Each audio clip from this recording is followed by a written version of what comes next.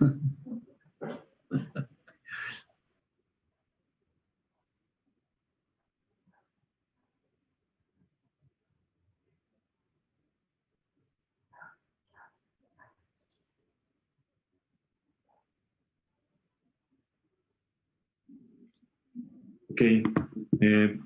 ¿Qué tal? Buenos días. Estamos aquí agradeciéndoles la presencia. Esperemos que estas jornadas que vamos a tener del Coloquio Internacional Derecho al Bienestar Humano, Ética Global y Educación sean buenas para ustedes. Es una perspectiva que queremos compartir acerca de oportunidades para repensar estos tiempos de crisis desde distintos ámbitos. Y el día de hoy vamos a comenzar con el doctor Arturo Ornelas y su conferencia magistral, Caminando con Freire. Para comenzar, quiero decirles brevemente, quiero dar la oportunidad de la presentación institucional a la doctora Mireya Martí, que nos acompaña también esta mañana, es la directora del Departamento de Educación.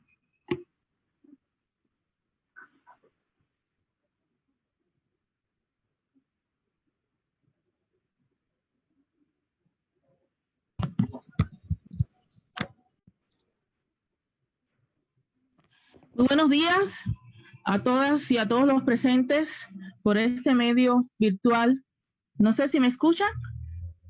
Sí, sí te escucho. Sí, te escucho. Este medio virtual a distancia, pero que nos permite estar conectados y comunicarnos de alguna manera ante estas circunstancias extraordinarias en las que estamos viviendo. Saludo con mucho afecto a las autoridades y colegas que nos honran con su presencia en este espacio virtual para inaugurar el 6º coloquio Desarrollo del Bienestar Humano, Derecho al Bienestar Humano, Ética Global y Educación. Muy especialmente le envío un afectuoso saludo al doctor Miguel Ángel Hernández Fuentes, director de la División de Ciencias Sociales y Humanidades, Campus Guanajuato, de la Universidad de Guanajuato, a quien agradezco todo su apoyo a las actividades del Departamento de Educación. Saludo de igual manera a la muy querida maestra Yasmín de Rosario Sansores Montejo, jefa del Departamento de Desarrollo Docente de la Unidad de Apoyo al Desarrollo Educativo de nuestra institución, a quien agradezco su generosidad y colaboración incondicional. También envío un saludo afectuoso al doctor Abel Rubén Hernández Ulloa, fundador, impulsor y organizador de este evento anual. Y también saludo y agradezco el honor de su presencia al doctor Arturo Ornelas Lizardi, promotor comunitario, quien tendrá a su cargo la conferencia magistral inaugural. Y por supuesto, saludo a todas y todos los presentes a través de esta plataforma digital. Sean muy bienvenidas y bienvenidos a este evento. Como les decía, es un verdadero placer darles la más afectuosa y cálida bienvenida a todas y todos ustedes a este coloquio en su 6ª edición, evento que es organizado por el Cuerpo Académico Configuraciones Formativas, Significaciones y Prácticas, la Red Internacional de Investigación en Desarrollo Humano y, por supuesto, con el apoyo del Departamento de Educación de la Universidad de Guanajuato y la División de Ciencias Sociales y Humanidades Campus Guanajuato. Este evento reviste una gran trascendencia, más en estos momentos en que nos enfrentamos a esta pandemia a nivel mundial por el COVID-19, que nos ha obligado al confinamiento, a la distancia, a la no presencialidad, a prescindir de los besos y los abrazos, cosa que extraño muchísimo, inclusive con las personas a quienes más queremos. Y en el caso de nuestro campo de desarrollo, la educación ha conllevado a la búsqueda de nuevas dinámicas de interacción con nuestros estudiantes, tratando de mantener la relación pedagógica, aunque ha constituido y sigue siendo todo un reto. Esta circunstancia ha provocado que este año sea de intenso trabajo, con múltiples actividades que constituyen un gran desafío, de nuevos aprendizajes constantes, de apoyo a nuestras compañeras y compañeros, de gran solidaridad y demostraciones de mucha generosidad entre los miembros de la comunidad y hacia la sociedad. La universidad, como institución educativa, desempeña un papel trascendental, considerando que, como expresó el gran pedagogo Paulo Freire, la educación no cambia el mundo, cambia a las personas que van a cambiar el mundo. Y este coloquio es una muestra de este propósito de fortalecer el tejido social asociado con el acceso al bienestar, la equidad y la participación ciudadana, sustentada en los derechos humanos, la integración y el sentido de pertenencia a la sociedad.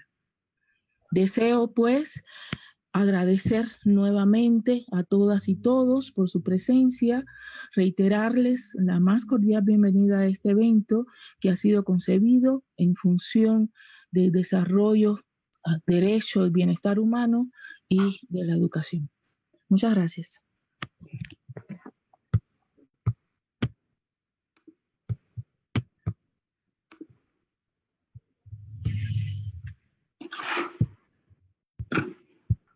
Bueno, a continuación tendremos la participación de Yasmín Sansores, la jefa del Departamento de Desarrollo Docente, quien también nos dará unas palabras de bienvenida, apoyándonos en desde la perspectiva de la formación docente, promoviendo este coloquio. Gracias.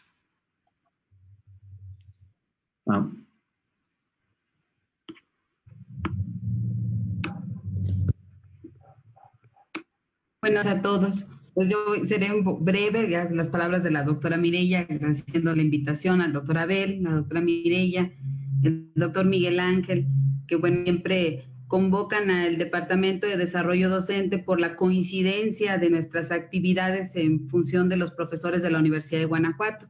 Les agradecemos la invitación y siempre con gusto de participar.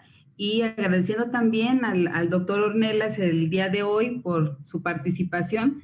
Creo que la idea de la pedagogía de la esperanza en estos tiempos de pandemia que estamos viviendo vienen a refrescarnos y hacernos sentir el corazón, a sentir que tenemos todavía fe en la humanidad y que podemos seguir esperando, sobre todo pensando en que la educación es la herramienta que nos permitirá justamente ser, amar y crear espacios de libertad en el contexto actual. Muchas gracias a todos y bienvenidos. Muchas gracias a Yasmín por esta recepción y por acompañarnos también. Y bueno, ahora quiero pasar el turno al doctor Miguel Hernández, director de la División de Ciencias Sociales y Humanidades, para que haga formalmente la declaratoria de inauguración del evento y después ya pasaremos directamente a la conferencia de Arturo. Bien, gracias. Buenos días a todos los presentes a través de estos medios digitales. Saludo en primer término a la doctora Mireya Martí Reyes, directora del Departamento de Educación, a la maestra Jazmín Sansores, jefa del Departamento de Desarrollo Docente, y al organizador del evento, el doctor Abel Hernández, a quien pues felicito por todo el entusiasmo y la convicción que ha conducido su trabajo en la preparación de estas actividades que van a dar comienzo el día de hoy, con importantes conferencistas, tratando estas cuestiones que son sustantivas en la actualidad, que siempre lo han sido y que están tomando ahora un realce particular, ¿verdad? Las cuestiones relativas a todo lo que puede aportar la ciencia social y la reflexión humanística, en particular las ciencias relacionadas con la educación, con respecto al derecho al bienestar humano, a la ética, a las cuestiones relativas a la equidad en el terreno económico, a las posibilidades de desarrollo de cada persona en distintos contextos sociales en cada país, y que, como mencionaba la doctora Mireya en las emotivas palabras que dirigió hace un momento, en esta coyuntura que estamos viviendo con este escenario inédito, una situación extraña, la pandemia, está obligándonos a repensar los términos de las relaciones tanto entre sociedades, grupos sociales, naciones. Se están formulando muchos análisis sobre el rumbo que puede tener el orden global en la actualidad, cuáles son los valores que deben de regir y cómo puede intervenir tanto la sociedad civil como los grupos académicos al respecto. Yo creo que entonces lo que vamos a oír en los siguientes días van a ser contribuciones muy actualizadas, productos de distintos procesos reflexivos que van a estar también abiertas a la discusión, por lo cual pues va a ser un evento que va a ser de bastante provecho no solo para el Departamento de Educación, sino para toda nuestra División de Ciencias Sociales, y a través de la organización de estas conferencias a través de medios digitales, pues tenemos la oportunidad de que llegue a personas de otros lugares, tanto del país como fuera del país. Entonces, al final, el doctor Abel nos estará compartiendo sobre la retroalimentación que tuvo al respecto. Entonces, pues muchas felicidades al organizador, a todo el Departamento de Educación y a todos los académicos que van a participar en este espacio de encuentro, de discusión de ideas, de análisis, de exposición de los resultados de sus trabajos. De esta manera, entonces, permítanme tantito, es que aquí se me movió un poquito, siendo las 11:15 del lunes 21 de septiembre, doy por inaugurado este Coloquio Internacional Derecho al Bienestar, Ética Global y Educación en su 6ª edición en la Universidad de Guanajuato.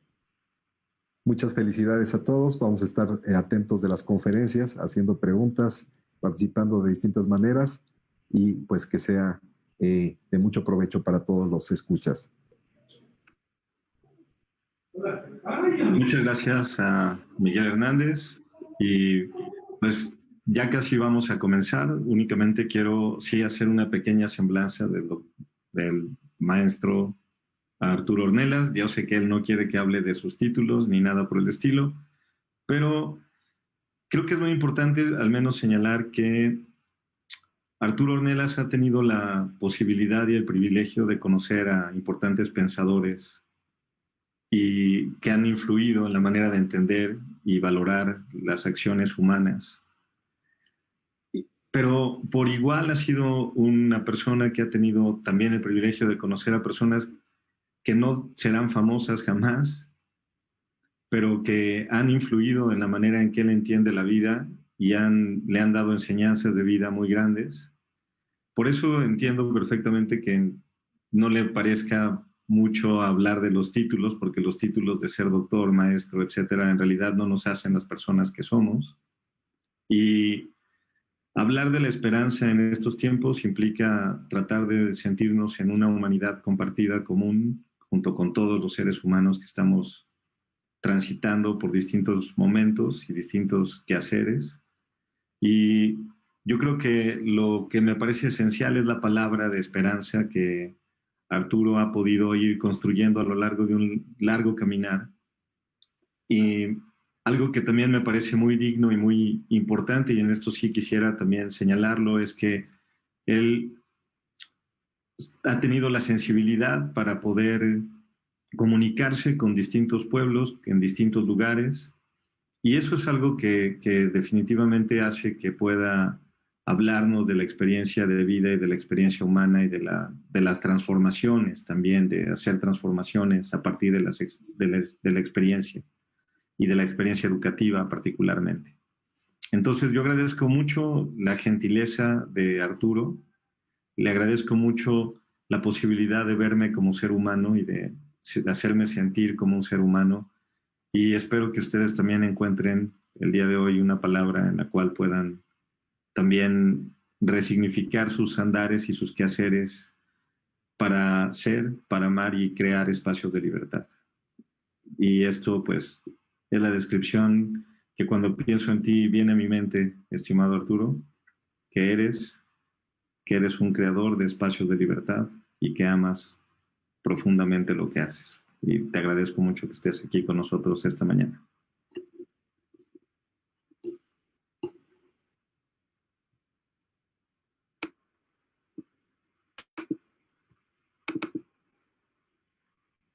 Lo cortado. Muchas gracias.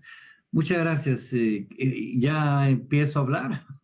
Perdón, sí, la pregunta, pero soy nuevo en estas tecnologías. Muchas gracias a ustedes, muchas gracias por invitarme y permitirme compartir parte de mi vida realmente. Yo conozco al maestro Freire en la Universidad de Ginebra, donde yo estaba estudiando. Piaget, junto con el Consejo Mundial de Iglesias, lo saca de la cárcel, de la prisión, y lo lleva en exilio a Ginebra. Él empieza a trabajar con nosotros, a darnos clases, y es así como yo me inicio en el aprendizaje conjunto, tanto de sus ideas como de las creaciones de sus ideas. Fue una época de 22 años en donde inventamos, exploramos, reímos, bailamos, jugamos, comimos, viajamos. ¿Qué no hicimos? Paulo, hasta la fecha, es un ser vivo, ¿no? La prueba está que aquí estamos en estos días. Yo creo que he hablado con unas 60,000 personas. Hace poco estábamos con 5 países africanos donde trabajamos, en Angola, Guinea-Bissau, Sao Tomé y Príncipe, Mozambique, en fin. Y hace poco también con una buena partida de países latinoamericanos y gente del Caribe. Gracias a esta tecnología, volver a ver rostros, corazones y concreción de ideas en muchos países y con mucha gente. Y con mucho gusto cuando Abel me invitó como amigo que es mío, y más que venía Edith y que iba a estar Miguel, que ya se desapareció, dije, bueno, pues los acompaño con mucho gusto. Escogí para ustedes, esto es muy arbitrario, yo estoy acostumbrado a que me pregunten y a lo mejor podría dar una respuesta, pero bueno, cuando uno está con universidades puede uno pasar por muchos procesos.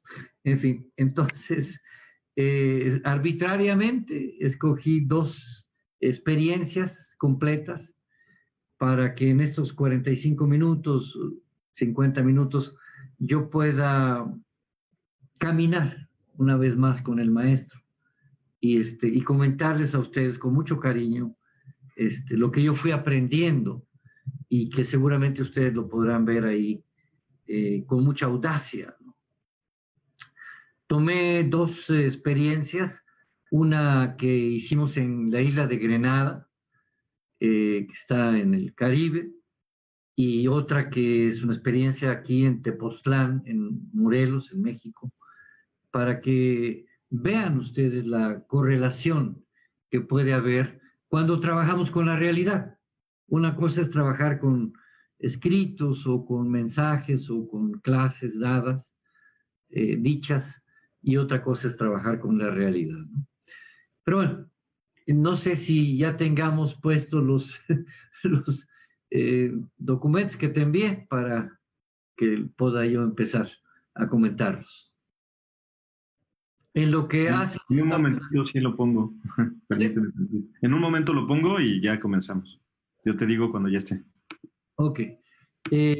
Paulo, van a disculparme, yo creo que hace 80 años perdí la capacidad de ser como muy ordenado en las cosas, ¿no? Y de repente, pues, si salto mucho así como liebre, llámeme la atención para que yo regrese, que el entusiasmo y el cariño no me ganen y yo pueda decir algo que tenga sentido.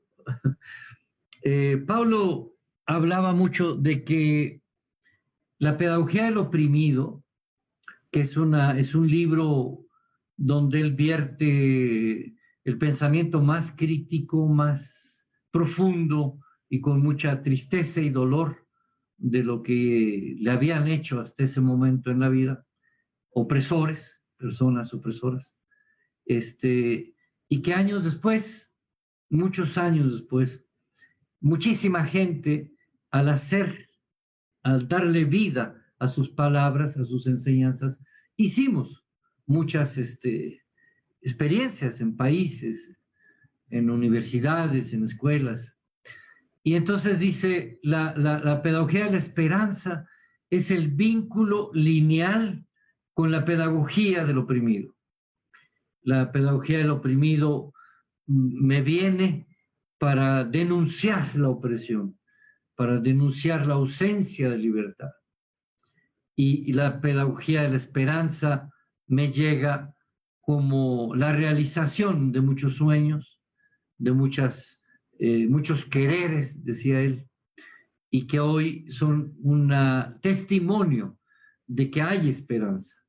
No estoy hablando de una esperanza teórica, sino estoy hablando a través de los hechos de gente que vive y que conozco. Escogí entonces para ustedes una de las aventuras que él y yo hicimos y que están escritas ahí en ese libro, La Pedagogía de la Esperanza, y que la hicimos en la isla de Grenada. Grenada es una isla, ¿ya lo tienes, Abel?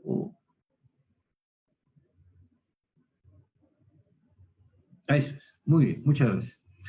Este libro que ustedes ven acá, que dirán ustedes, bueno, pues es un pasquín ahí viejo, es mi culpa, en realidad, y también esta es una experiencia inédita, es algo que de las muchas cosas que hizo el maestro y que hicimos juntos, no la hemos publicado formalmente.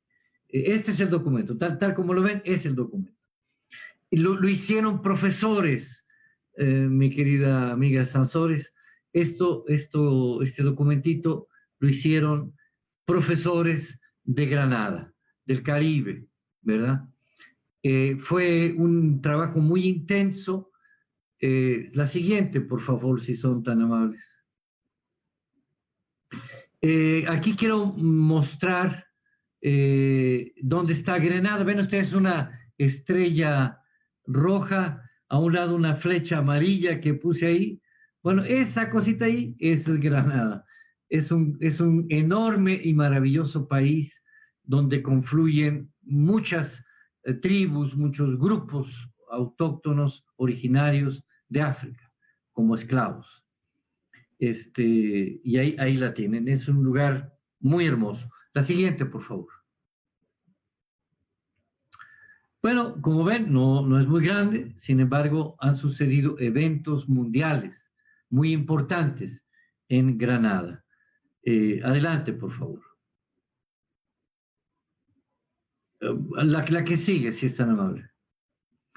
En los principios, los años 80, un granadino cansado de una dictadura de 30 años, por el hombre que está en la fotografía en la parte de abajo, Gary, de nombre Gary, Maurice Bishop, el que está arriba, ese joven, en días da un golpe de Estado y quita al dictador, que tenía un grupo tremendo de mercenarios que se llamaban langosta, de estos animalitos que son muy criminales, y que, bueno, en el caso concreto de Granada tenían 2 patas nada más. Él, entonces, hace esta acción política y saca a Gary del poder. Y empieza la reconstrucción del país. Y en la reconstrucción del país, algo que le preocupaba muchísimo era la reconstrucción de la educación. Él estaba muy convencido que a través de la educación, a través de los profesores, sobre todo profesores y profesoras educadores, se podrían lograr una nueva concepción de la vida, una nueva forma de la vida. Habían tenido muchos años, siglos, de esclavitud, y después pasan a esta dictadura. Entonces era un país que iniciaba a experienciar la libertad. No era un país que estaba acostumbrado a la libertad. Y este chamaco, como el que lo ven ahí sentado, platicando con esos escolares de secundaria. Empezó así, platicando con los estudiantes. Adelante. La siguiente, por favor. Bueno, cuando Paulo llega a Granada, se pone pero a pegar de brincos, felicísimo estaba, porque le recordaban muchas cosas de Brasil. Esta es una fotografía que saqué con referencia a Georgetown, la capital de Granada.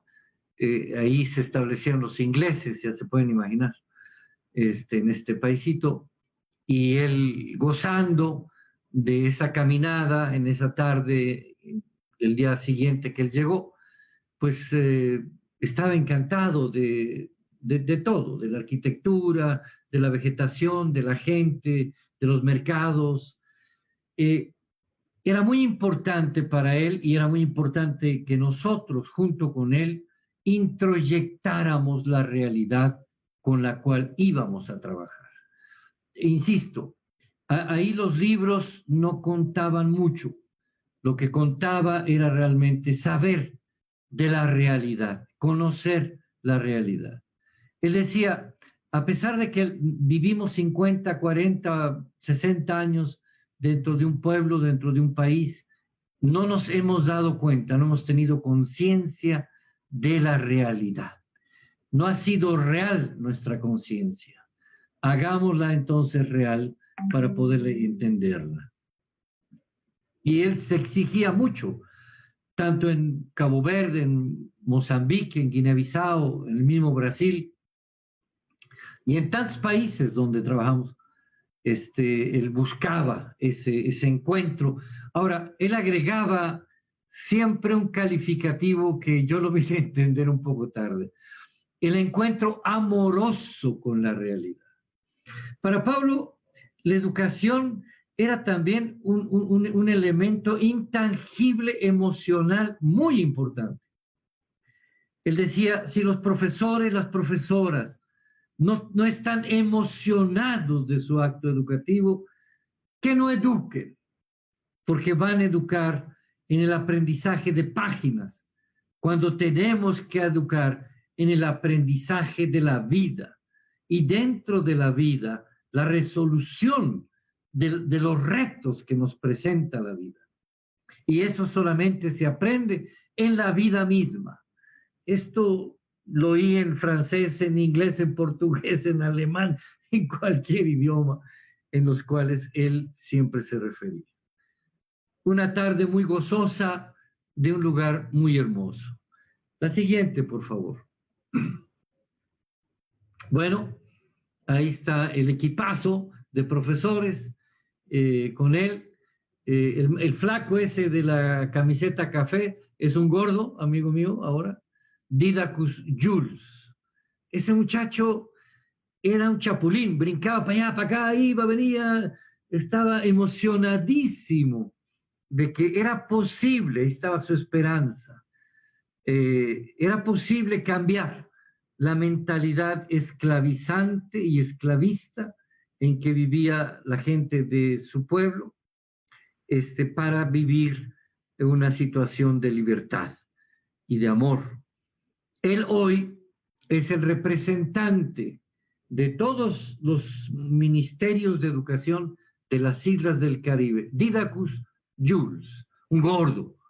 Ahí estaba correctamente bien, pero ahora yo a veces le hago chistes sobre su forma y sobre todo hoy es un gran sabio, es un hombre poeta, cantante, vive mucho con estudiantes, con profesores. Los demás, muchos de ellos fueron asesinados después. Ya comentaré esa triste parte de este hermoso país. La que sigue, por favor. Bien, con esta experiencia invitamos a otros dos compañeros de trabajo.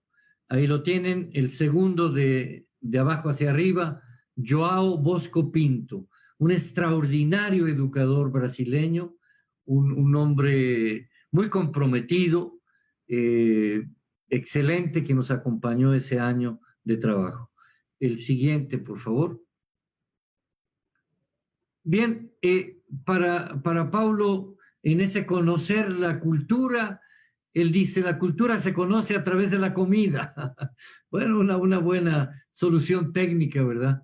A través de la comida. Hay que comer lo que la gente cultiva, lo que la gente cuida, lo que la gente caza o pesca para vivir. Hay que conocer sus sabores, sus olores, sus sentidos.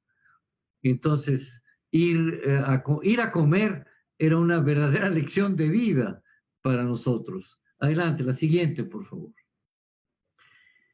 Para él había aquí algo muy importante, los temas ejes en donde él estaba abordando para construir su pensamiento educativo. Educación, gobierno, producción, agricultura, pesca, cambio, democracia, identidad. En ese primer encuentro, estos fueron los temas ejes que forjamos, que elaboramos y que él consideró que eran muy importantes. Adelante, por favor. ¿Me ayudan con la siguiente? Había una propuesta hecha por parte de Naciones Unidas que se llevara a cabo en ese nuevo país, bueno, nuevo porque había un nuevo gobierno, una metodología que se llama Work Study Program, que era relacionar la escuela a la comunidad y la educación a la producción. La que sigue, por favor. Ahí está Hipólito González, el otro compañero de trabajo, trabajando ya con los profesores y las profesoras de Granada para encontrar una solución a este Work Study Program, ¿verdad? Que implicaría un cambio de paradigma, un cambio de visión, la audacia del educador, la creación colectiva, la utopía. Empezamos a entender que era un proceso que venía de afuera, venía de París, y que esta metodología, pues algunos célebres, sin duda, europeos, habían considerado que era bueno para los nuevos países que emergían en esa época, Angola, Mozambique, Guinea-Bissau, Tanzania, acá la democratización de Argentina, de Brasil, de Paraguay, de Uruguay, en fin. La que sigue, por favor.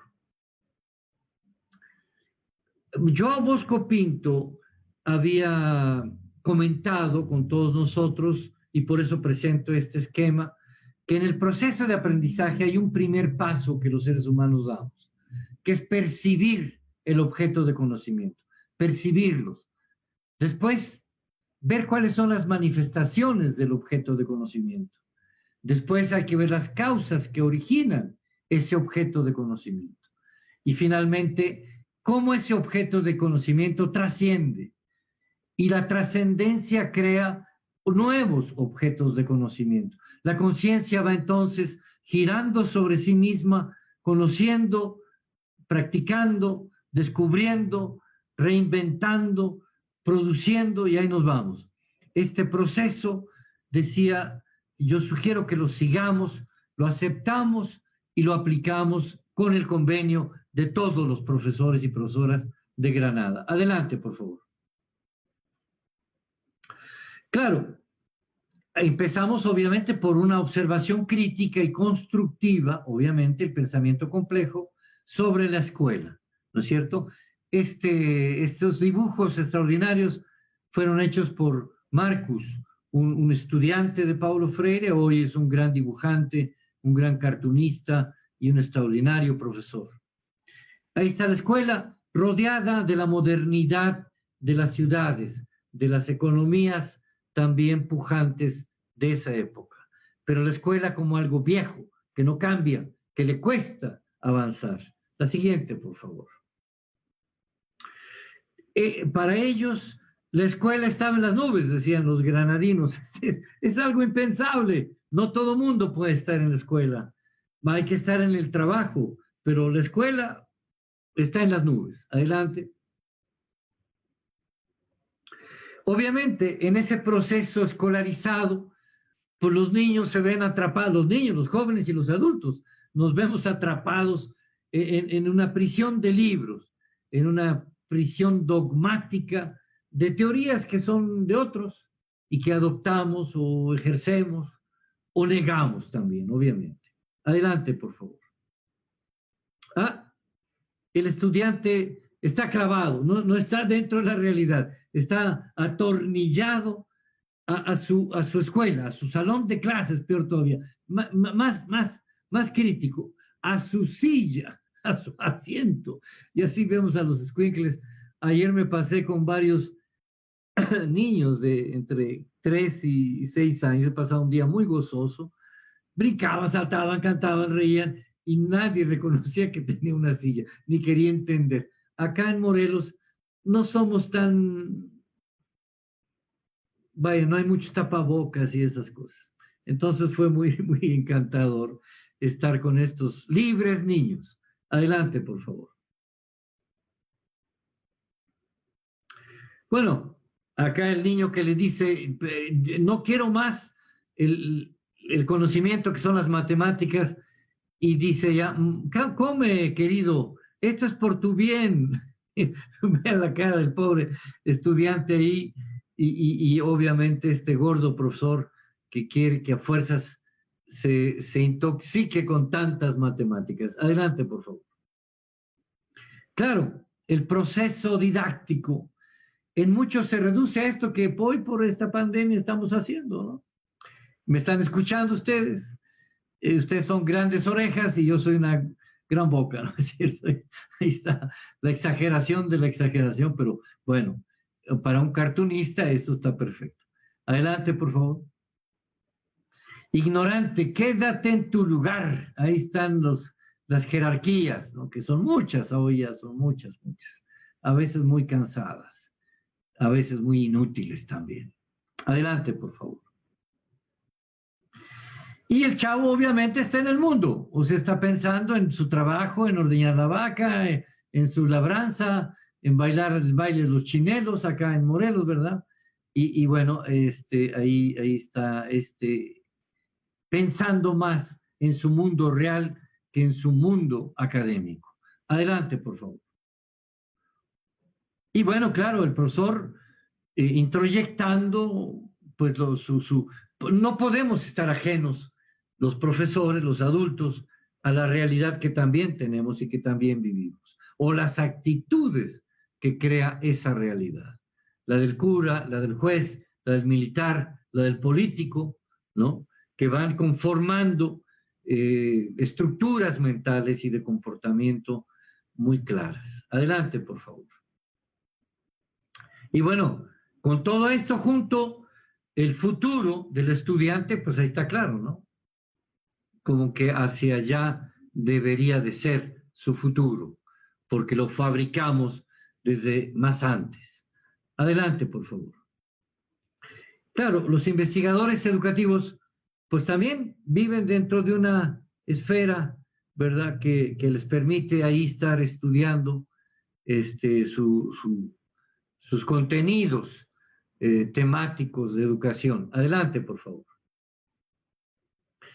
Igual, si salimos al campo, pues llevamos cargando, ¿verdad?, esa campana de cristal y investigamos. Eso es dramático, yo lo viví en África mucho, bueno, y en América Latina, no se diga, muchísimo esta realidad de esta imagen, ¿verdad? Adelante, por favor. Hasta que algún día, bueno, eso se rompe. No sé si es por la vejez, por la edad o por la ausencia de cinismo, pero se rompe. Adelante. Cuando llegan los profesores, pues ya pasaron por toda esa escalera, ¿no? Ya pasaron por toda esa escalera y aterrizan en su propia aldea, en su propio pueblo, pero ya con todo este bagaje enorme de experiencias y de forma de vida. Su forma de vida es muy diferente a la forma de vida de los lugares de trabajo. No hace mucho estuve en un pueblo, hace muchos años, Tepetlaustoc. Después, la profesora que me llevó escribió un libro maravilloso, chiquito, que se llama la escuela rural en Tepetlostoc. Léanlo, por favor. Es de los 70s. Es maravillosa la denuncia que ella hace sobre esta imagen, justamente. Adelante, por favor. Finalmente, bueno, esto yo lo puse hace como 20 años, no lo puse ahora, pero hoy es una realidad el vivir en esas jaulas, el tratar de romperlas, como dijo alguien antes, esta señora directora de ustedes, con ganas de abrazarlos, ¿no? Me encantó eso que ella dijo, me pareció muy acertado, muy acertado. Adelante, por favor. Bueno, el Work Study Program, entonces, pásalo, por favor, si es tan amable. Otro más. Otro más. Otro más. Otro más. Ahí está. El trabajo, voy a pasar esto porque los tiempos a mí ya se me están acabando, y apenas estoy en la primera experiencia. El tal trabajo, vemos esa arriba que dice el trabajo, la comunidad, el estudio. Los profesores de allá, de Granada, en esa época estaban pensando que un buen trabajo así, educativo, era una kermés, hacer una kermés, o hacer un baile, hacer una obra de teatro y llevarla. Tener una actividad de vez en cuando con la gente, eso para ellos era realizar el Work Study Program. Cuando en realidad lo analizamos y lo vimos, y al cabo de varias vueltas que dimos a Granada, de varios meses, los profesores entendieron el sentido profundo de cada palabra. El trabajo sostiene, mejora y transforma a la comunidad. El trabajo, la comunidad es una generadora de trabajo. El estudio en la comunidad permite entender la realidad social y cultural de la comunidad. Y el estudio con el trabajo mejora las habilidades y capacidades para el trabajo mismo. Empezamos a jugar con estos triángulos, los profesores empiezan a entusiasmar y dicen, no es un programita de una kermés o un baile o una piececita de teatro, no. Es todo el programa de todo el año y de todos los años. Y ir trabajando con la gente de la comunidad, conociendo y aprendiendo de nuestra cultura y al mismo tiempo transformando hacia la libertad, hacia el gozo, hacia la felicidad, hacia la esperanza, lo que hacemos. Adelante, por favor. Otra. Obviamente con esto los cambios fueron exponenciales. Cuando llegamos, está la palabra tradicionales y liberadores. Cuando llegamos, obviamente se pensaba que eran individuos aislados, recipientes a ser llenados. Los estudiantes eran individuos aislados, eran recipientes a ser llenados. El instructor era el único sujeto poseedor del saber, agente de transmisión del saber. El programa era un conjunto uniforme, preconcebido, reflejando el saber acumulado. Imagínense estudiar allí en Granada a Husserl, o a Freud, o a Jung, o a Melanie Klein, o al mismo Piaget, ¿no? El método, el monólogo que incita a la memorización. Los procesos, 4 o 5 meses después, eran liberadores, hombres y mujeres activos descubriendo el objeto de su conocimiento. El instructor ya no era un profesor, era un coordinador que sirve a la catalización en la búsqueda del saber. Hoy aquí en México decimos que es un tutor o que es un tutor activo, que es un generador de ideas o yo no sé qué, pero en realidad sigue siendo un sujeto poseedor de conocimiento que impone el conocimiento a través del examen, a través de los exámenes, obviamente, que impone el conocimiento que es copiado. Estudié hace algunos años las bibliografías de 42 universidades privadas y públicas en México.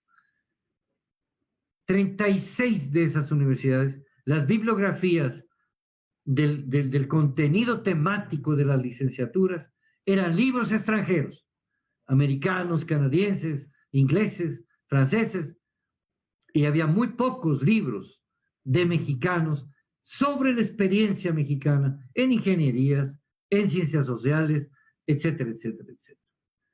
Entonces, el maestro y la maestra quizás quieran hacer otra cosa, pero las bibliografías nos sacan de nuestra realidad y nos obligan a que el examen sea contestado con esas teorías extranjeras y extranjerizantes. En términos del programa, unidades de aprendizaje concebidas y elaboradas en función de las necesidades identificadas por los seres humanos. Y el método, un diálogo que invita a la creación y no un monólogo que se impone. Adelante, por favor. Siguiente. Con estas ideas, pues bueno, terminamos ese año de trabajo. Nos despedimos de Granada, dejando un totalmente nuevo y diferente esquema de trabajo, muy, muy diferente, muy creativo. Lamentablemente, tiempo después, Maurice Bishop y su gente decidió hacer un aeropuerto internacional cerca de la capital, ayudado por Cuba. Y pocos meses después, Estados Unidos invadió la isla, asesinó a todos los ministros, al mismo Maurice Bishop, y cambió todo. Hoy sé que ya hace algunos años se está retomando esto que hicimos en 1980. Se está retomando y ahí está la esperanza de que las cosas puedan ser de otra manera.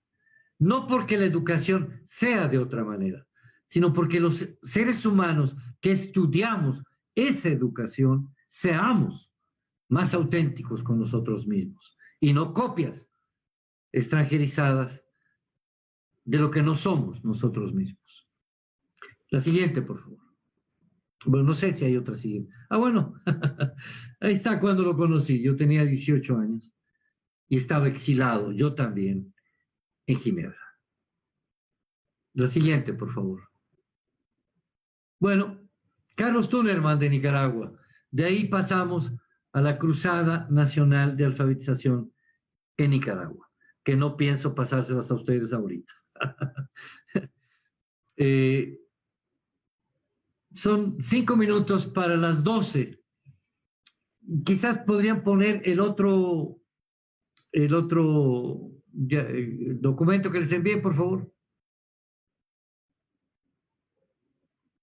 El siguiente documento, que lo voy a hacer en 10 minutitos, se hizo hace aproximadamente unos 8 años, 9 años, en uno de los pueblos de Tepoztlán.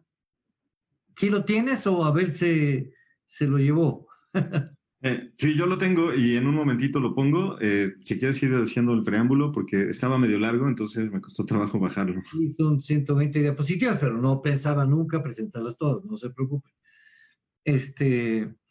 Lo hicimos en este pueblito que tiene todavía 3.800 habitantes, campesinos, casi todos ellos, y viven también 30 profesores de primaria en ese pueblito de San Andrés de la Cal, en Tepoztlán, Morelos, México. Ahí también llegamos, ya no, el maestro vino en 2 o 3 ocasiones, no, hace entonces 12 o 13 años. Y entonces empezamos también formando un equipo de trabajo con mis estudiantes de la Universidad de Morelos en varias áreas, en ciencias agropecuarias, en psicología, en educación, en ciencias sociales. Empezamos como con 40 estudiantes, al final terminamos como con 300. Fue una cosa increíble. Preferían estar acá con nosotros haciendo cosas bueno, lo que realmente deberían estar haciendo en la universidad para pasar sus exámenes, ¿no? Entonces, empezamos a conocer, a platicar con la gente, a hacer un diagnóstico sensorial que es diferente al diagnóstico situacional. El diagnóstico sensorial habla de nuestras emociones. ¿Cómo me siento en este pueblo? ¿Qué veo? ¿Qué me dice la gente de este pueblo? Y la siguiente, por favor. ¿Me pueden avanzar la siguiente? Bueno, eso es la vista que se tiene de Tepoztlán al Popocatépetl. Es mágica, es energética, es maravillosa esta visión. Si lo volteáramos, nos metiéramos un poquito más a la montaña, veríamos al Ixtla, a la mujer dormida con toda su belleza, acompañando a su novio Popocatépetl. La siguiente, por favor. Estas son las montañas de Tepoztlán que son maravillosas, están llenas de mitos. Yo escribí una cosa que no pienso publicar nunca, son como 130 anécdotas de lo que representan los seres que habitan estas montañas. Cuando yo me vaya, que va a ser pronto y estoy feliz por eso, alguien quémelo. Adelante, por favor. Este es el Tepozteco. Adelante. Bueno, ok, no sé si puedas poner bueno, ahí está Tepoztlán, está en el norte del estado de Morelos. Adelante, por favor. Te voy a traer el carrillo, ni modo. Va a ser un poco rápido esto. Bueno, imagínense Cuernavaca. Ahí está el apartamento del Hilton de Hernán Cortés. Este personaje siniestro, malvado, vivió en Cuernavaca muchísimos años. El marqués del Valle de Oaxaca se hizo el dueño y esclavizó desde acá hasta Oaxaca. Y ahí está su casita. En fin, pásenme. Sí. Claro, el encuentro fue ¿no? Ahí tienes tú al soldado español y al guerrero jaguar recibiéndolo acá en las barrancas de abajo de mi casa, ¿verdad? Adelante, por favor, la siguiente. Claro, fuimos esclavos y fuimos marcados como bestias. Ahí está muy claro, ¿no? Cómo está ese español marcando.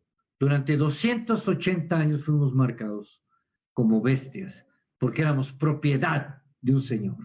Teníamos introyectada también la ausencia de libertad. La que sigue, por favor.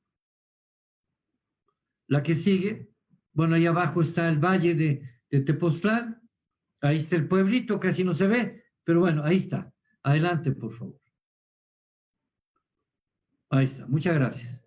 Yo vivía en una de las casitas, la primera que se ve era una choza. Me construí, eso lo sabe Abel, con mis propias manos, soy bueno para construir. Mi choza, dormí durante 10 años sobre 3 petates y acarreaba mi agua, que está un poco lejos, con un palo y 2 baldes. Si tú quieres educar al pueblo, sé pueblo. Aprende a ser pueblo. Y entonces podrás participar en la educación del pueblo. Adelante, por favor.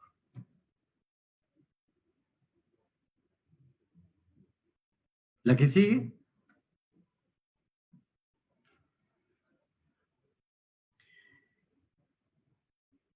Creo que se trabó ahí, mi amigo.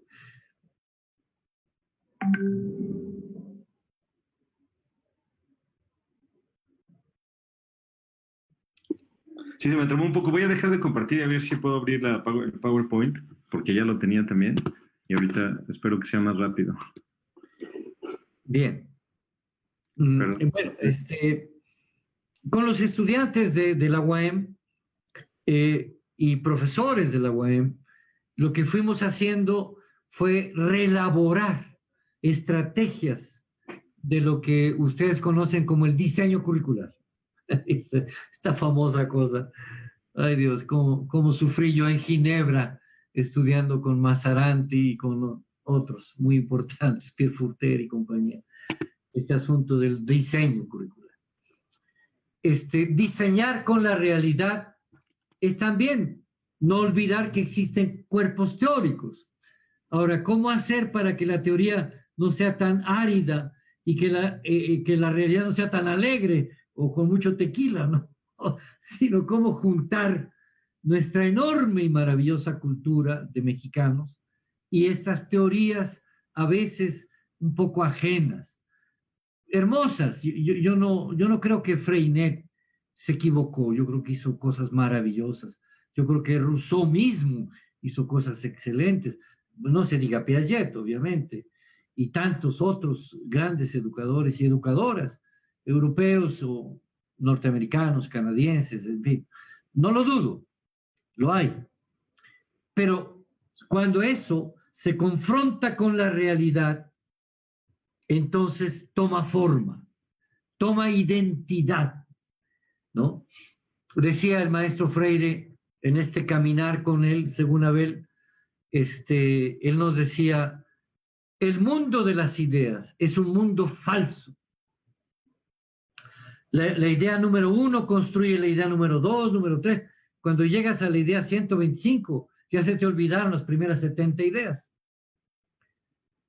Entonces, la idea tiene que bajar al mundo de la realidad. Y cuando se enclava en la realidad le da forma a la idea. Y entonces la idea acompaña al sujeto y a la realidad.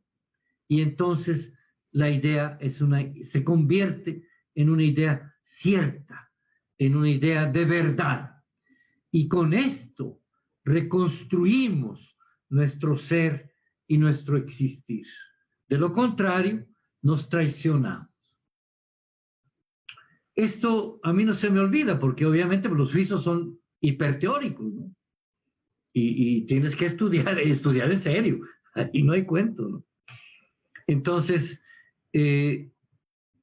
hacer ver esto a nuestros estudiantes, pues era muy interesante. Ahí, por ejemplo, vemos al servicio de limpieza de las calles de San Andrés de la Cal, ¿no? Ahí los tienen muy echaditos, están reposando. Siga la siguiente, a ver si eres tan amable. Esta es una calle en tiempo de lluvia. Vean más qué belleza, ¿no? ¿Quién quiere estar en un salón de clases cuando estás viviendo con esto, carajo? Ayer mismo que andaba yo por allá, decía yo, chale, que tengo que ir a ver a Abel a las 6 de la tarde. Yo estoy acá pasé para Amatlán y después pasé a San Andrés. Y yo dije, ¿qué se espere, Abel? Total. No es para hoy, es para mañana. Pero bueno, no hizo su chamba, ya lo vieron, ¿no? Pásale a la siguiente. Las iglesias, la presencia torturadora de América Latina, ¿no? La siguiente, por favor. Ahí encontramos esta granja perdida. La mandó construir Luis Echeverría Álvarez. Mandó construir miles de granjas de conejos, porque se cría rápido, hay muchos conejos y la gente tiene mucha carne de conejos. A los 3 meses abandonaron todas las granjas, los campesinos abrieron las puertas para que los animalitos no se siguieran muriendo de agua, de falta de agua y de comida. Hoy viven millones de conejos en todo Tepoztlán, pero porque los dejaron libres los campesinos. Les dije a los campesinos de allá, apropiémonos. No, ¿cómo que no? La tierra es de ustedes. Apropiémonos de eso y hagamos una unidad productiva. Adelante, por favor. Con el equipo de trabajo de la universidad analizamos muchas cosas de los pueblos de Tepoztlán y se las pasamos a los estudiantes. Adelante, por favor.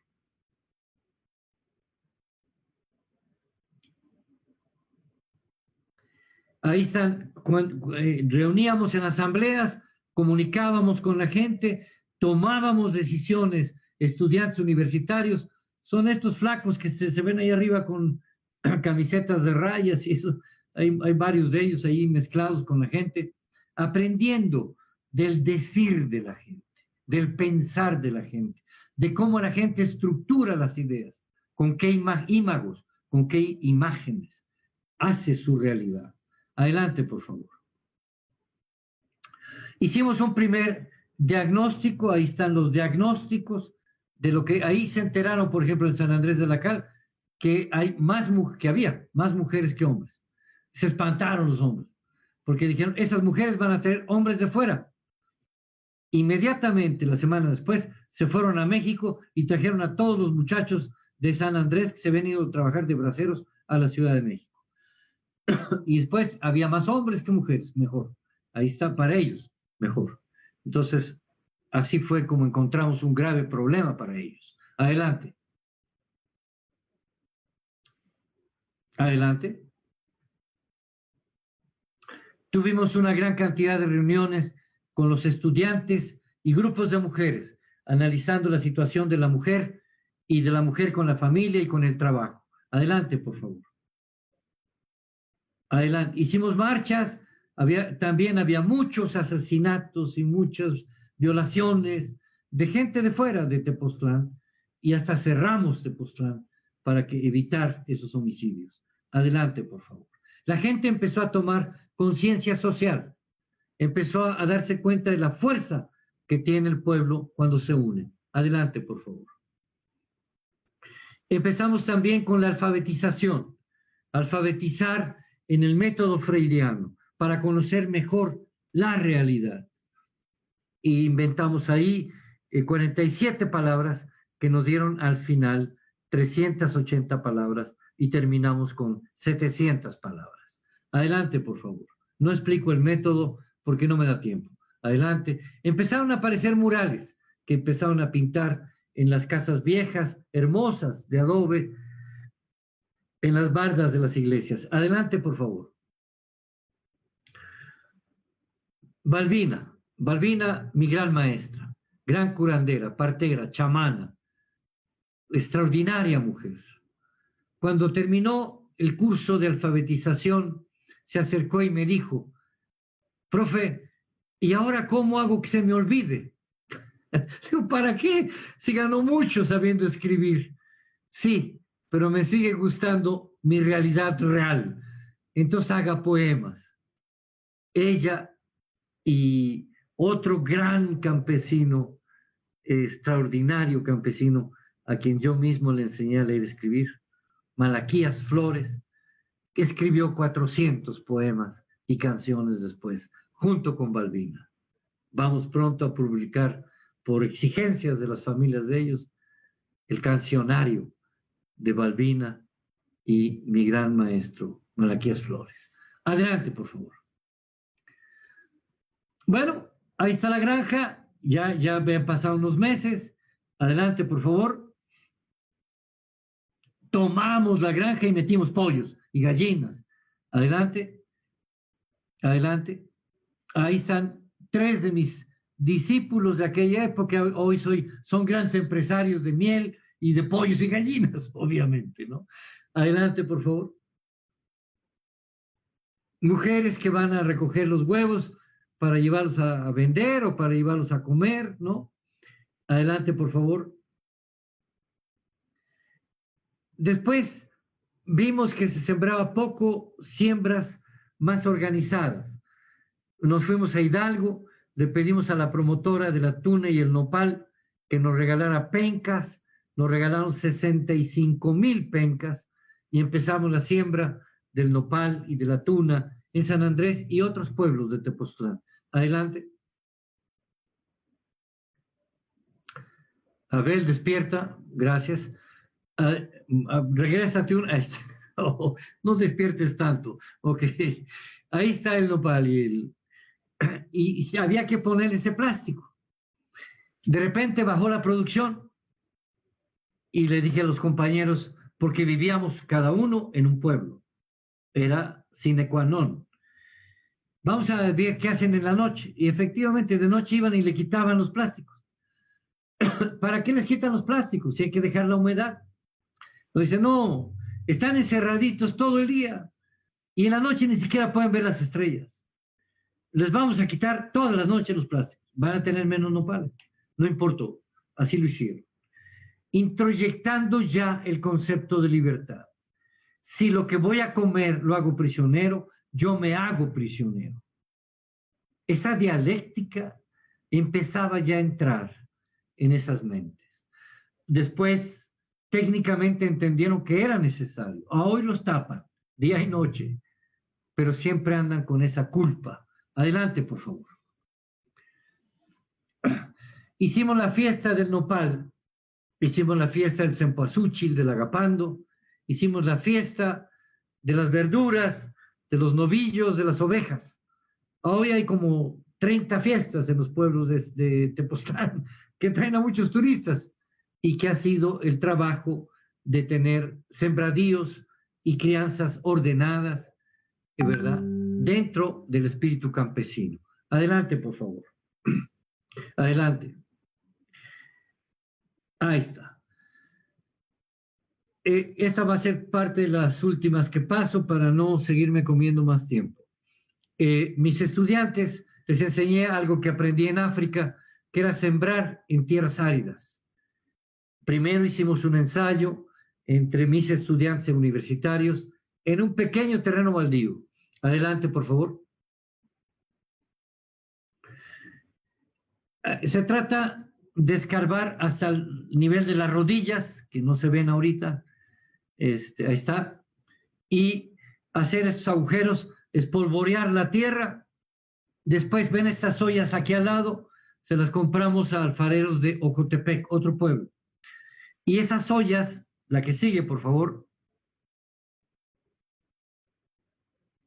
se plantan y se les echa agua. El agua transmina por el barro que no está terminado de cocer y las plantas tienen agua todo su crecimiento. Así se ahorran cientos de litros de agua. Adelante, por favor. Adelante. Se puede hacer un refuerzo. Se puede hacer un refuerzo si lo centras y se obtiene. Este es el resultado. Adelante, por favor. La que sigue. Ahí está. Ahí está la primera cosecha, ¿verdad? 1983. Ahora hay miles y miles de hogares en Tepoztlán con ese nivel de cosechas. Y la Facultad de Ciencias Agropecuarias adoptó este método y muchos otros dentro de su currícula, haciéndolo con gentes de comunidades. Universidad y comunidad comunicando campus y campesinos. El proyecto CCC, comunicando campus y campesinos. Bien, voy a parar aquí. Habría 3 o 4 ejemplos más, pero lo que quiero dejar, la idea central que quiero dejar, es cuando la universidad humildemente se reúne con las comunidades, con los pueblos, aprende de ellos y combina el conocimiento científico con el conocimiento popular, dirían ustedes, empírico. Y de ahí nace un conocimiento real que sirve a todos, a los universitarios como a los pueblos. Termino aquí y dejo abierta la palestra para las preguntas o para que mi queridísima amiga Edith dé su opinión, igual que tú, no te preocupes.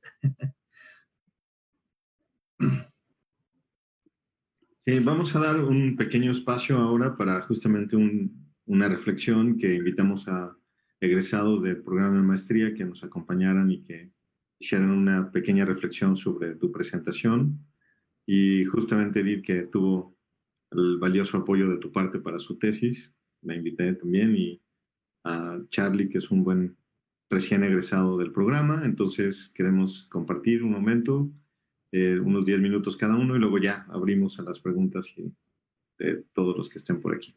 Entonces dejamos el tiempo a Edith. Les agradezco mucho a todos. Es un placer estar aquí. En primer lugar, agradezco al doctor Abel por haberme invitado en este evento, al doctor Arturo por verlo nuevamente, aunque sea de esta manera, que no es lo mismo, como decía la doctora Mireya, es importante abrazarnos y encontrarnos, pero no es posible ahora. Agradezco que sea aunque por este espacio. Gracias por compartirnos sus experiencias, que ya he escuchado muchas más más cercanas a usted, y por regalarnos la oportunidad de repensar la educación y caminar de la mano con Paulo Freire, que, como usted lo dice, sigue vivo y seguirá vivo siempre. Es un gusto compartir con usted y de igual manera con el licenciado Carlos Gil en este conversatorio. Y a todas las autoridades de la Universidad de Guanajuato y del Departamento de Educación por hacer posible este evento. En primer lugar, me gustaría retomar la frase de Paulo Freire, es un ser vivo, que nos dice el doctor Arturo Ornelas. Para empezar, el estar aquí me hace sentirme viva, porque creo que la pandemia ha venido a quitarnos mucho de lo que antes teníamos, y al menos tener este espacio nos hace, al menos a mí me hace vivificar un poco.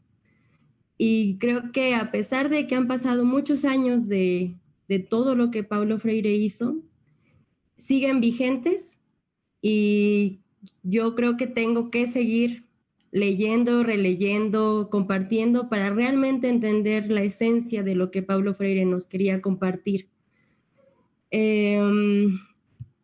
Y hay una cosa que justo el doctor Arturo les dice, que está acostumbrado a que le pregunten, y que justo en esta nueva normalidad, si podríamos llamarlo de alguna manera, hemos perdido esa posibilidad. Y ahorita en este momento me encuentro acompañando a algunos estudiantes en este proceso, desde preescolar hasta secundaria, y veo que ¿dónde ha quedado la pregunta? ¿En dónde ha quedado la posibilidad de que ellos pregunten? Ante esta nueva manera de estudiar, ellos no pueden preguntarle a sus profesores. Ni siquiera algunos contestan sus comentarios en las plataformas, etcétera.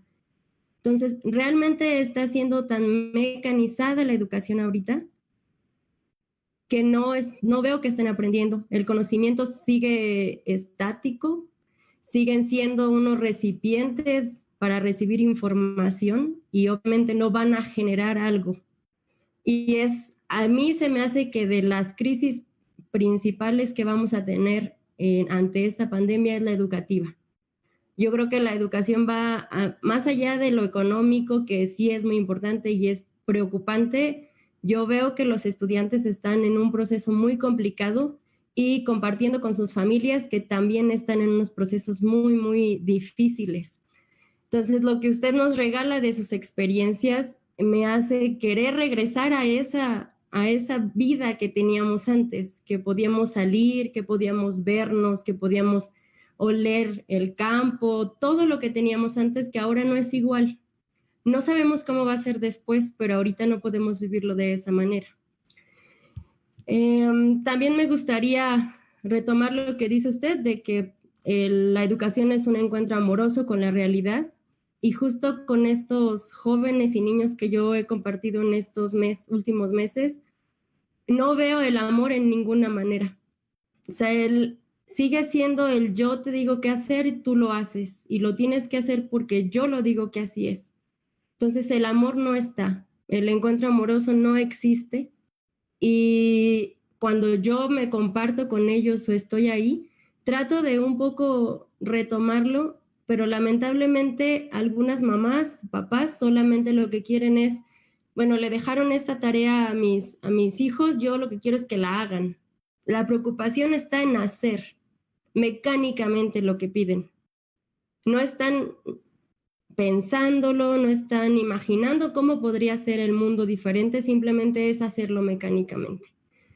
Entonces, los procesos entre la percepción y la trascendencia del objeto del conocimiento están perdidos completamente. No hay una posibilidad de que ahora ellos lo hagan. Quizá tampoco en el salón de clases estaban, pero ahora es mucho menos la posibilidad de que existan. Yo veo que los y las estudiantes deberían ahorita estar haciendo cosas con respecto a lo que pasa con la pandemia, utilizarla como ese objeto de conocimiento que nos permita que ellos adentren a todas y cada una de las materias y que las relacionen, que digan cuál es su realidad, y partiendo de eso poder generar lo que hacía Paulo Freire y usted.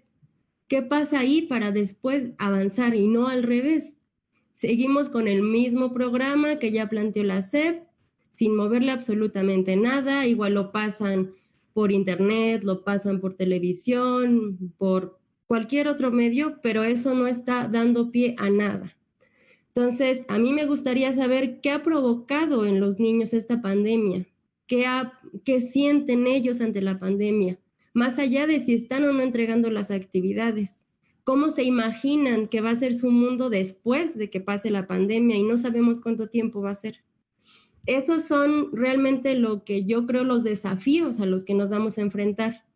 A los que usted se enfrentó, por ejemplo, con Paulo Freire, ahora tenemos que llevarlo a nuestra realidad.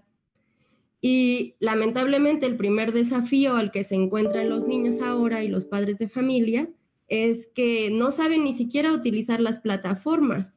No saben usar, por ejemplo, Zoom, no saben usar Classroom, no saben hacerlo. Y los maestros, las autoridades de todas las escuelas dan por hecho que lo saben hacer.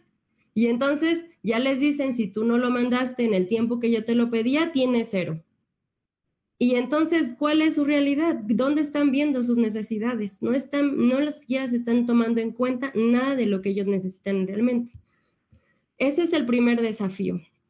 Eso obviamente les impide avanzar, les va a impedir, por ejemplo, a los que van a pasar a secundaria el siguiente año, a los que van a pasar a primaria, a los que apenas iniciaron primaria, a quienes no conocen realmente cómo es siquiera la educación formal y tener como la primera involucramiento es que realmente no es un involucramiento real.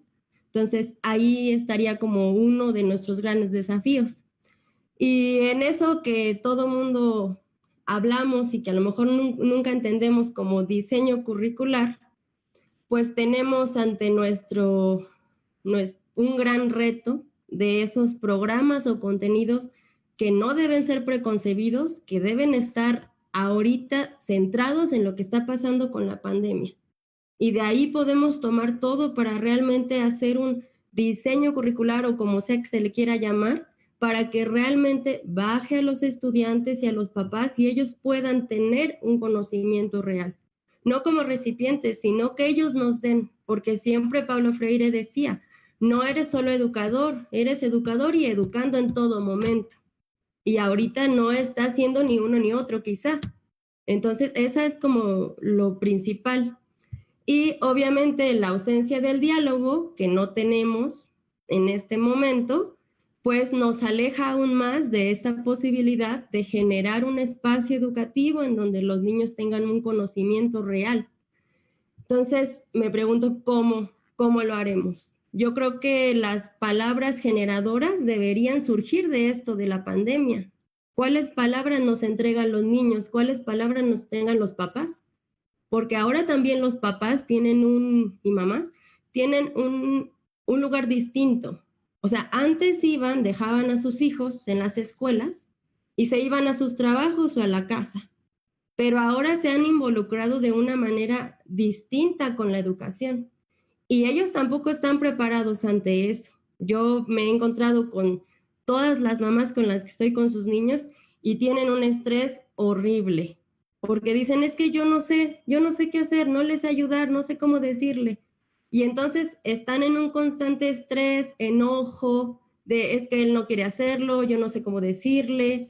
Entonces no hay una posibilidad de que se genere algo. Si solamente hay tensión en todos los hogares, no se puede generar algo realmente. Entonces tendríamos que encontrar esas palabras. ¿Cuáles son las palabras que nos trastocan y nos conforman hasta estos nuevos matices de la realidad que estamos viviendo?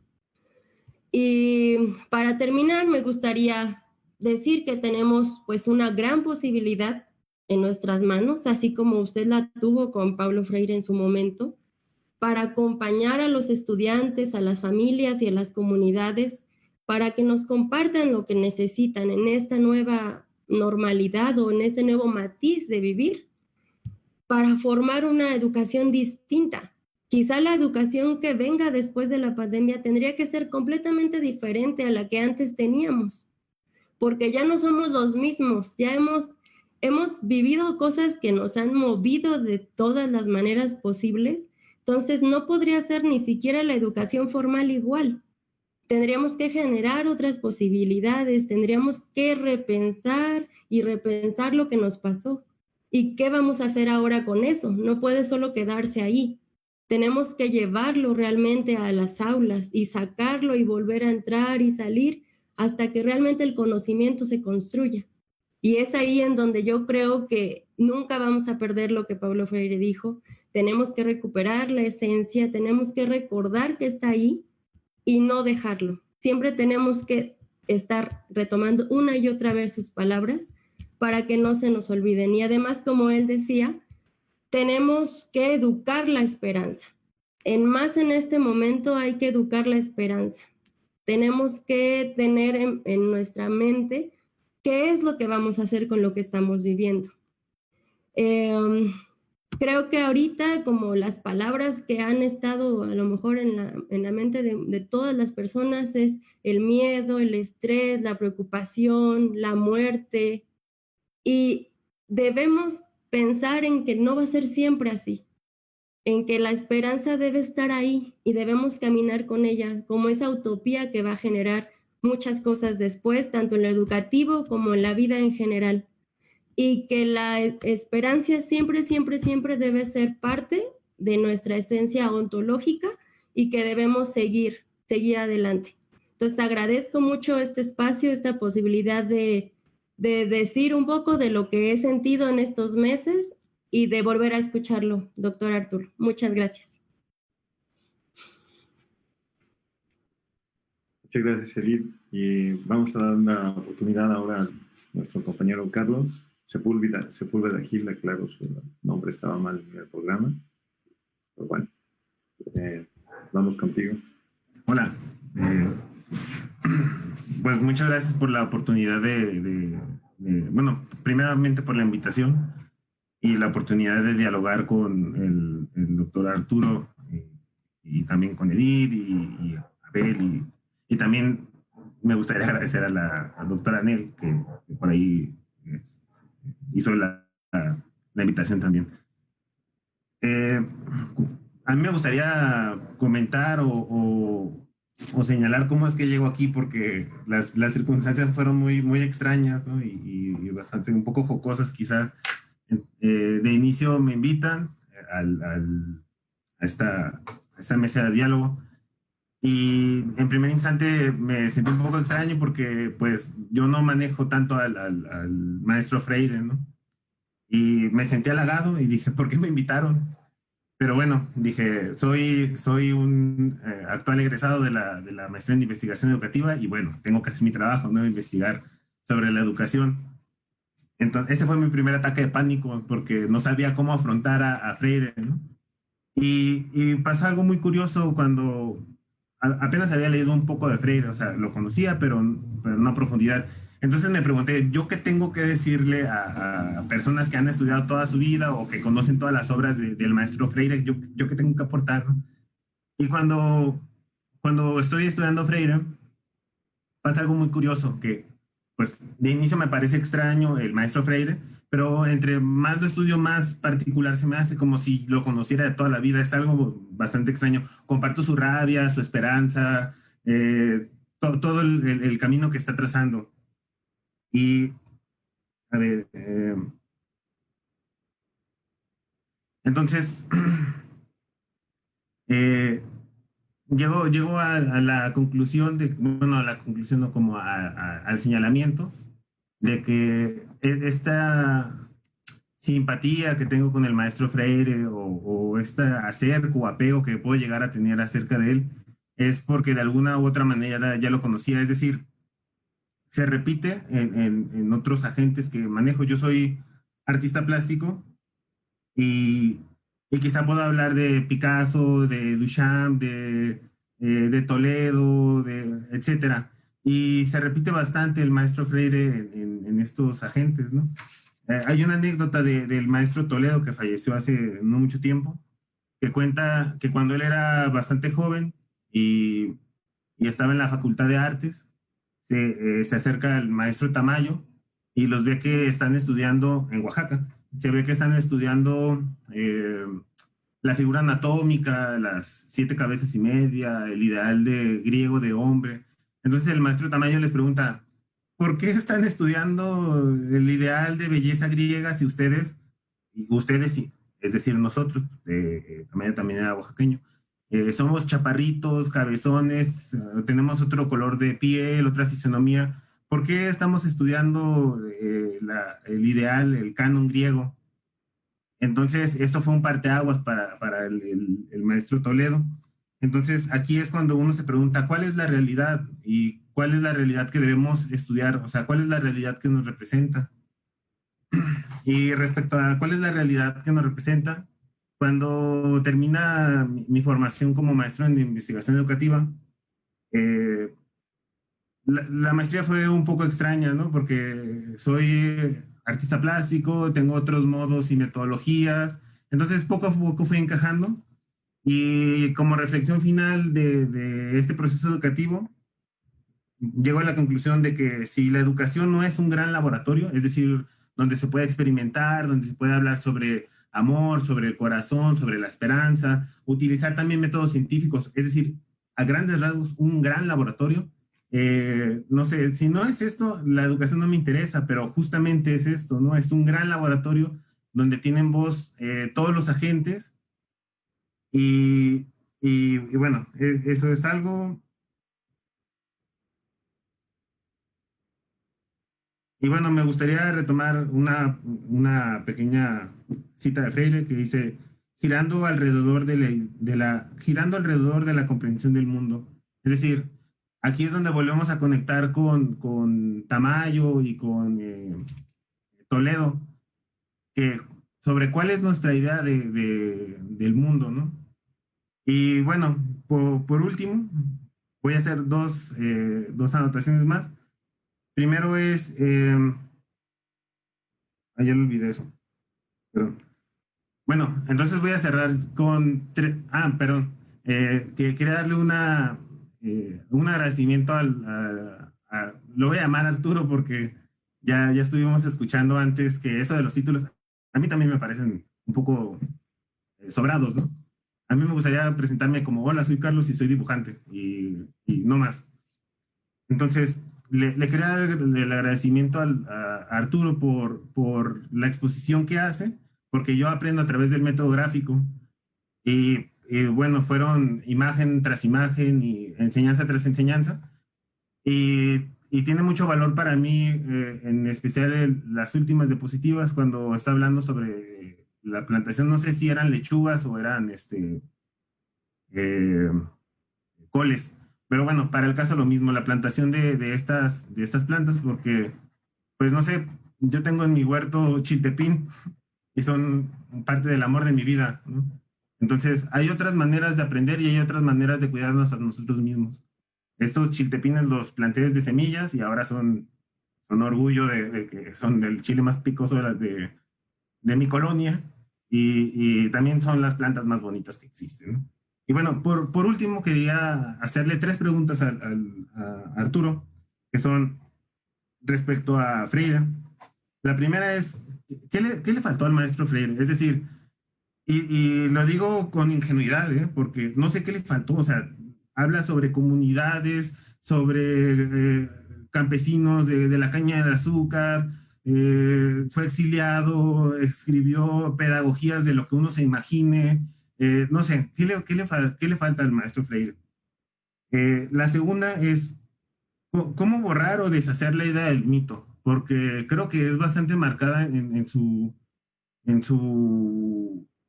textos, que dice, yo no quiero ser el mito Freire, ¿no? Yo no quiero, bueno, me atrevo a decir, igual si me equivoco que alguien me corrija, yo no quiero ser la enseñanza Freire, ¿no? Yo quiero ser Freire como Freire humano, ¿no? Como Paulo.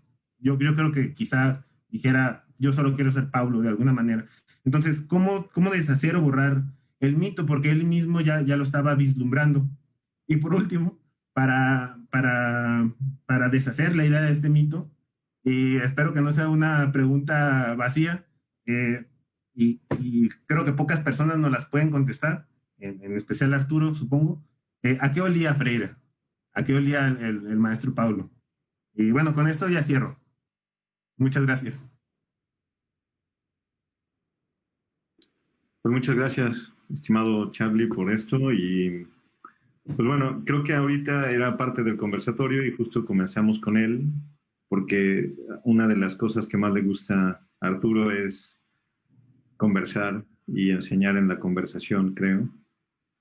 Y creo que has hecho unas preguntas muy interesantes para comenzar estas reflexiones. Creo que te dejamos, Arturo, a ti porque tenemos ganas de seguirte escuchando mucho rato más, así que ocupemos este tiempo para ti.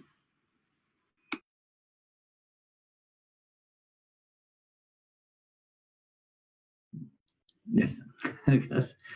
Gracias. Qué bueno, Carlos.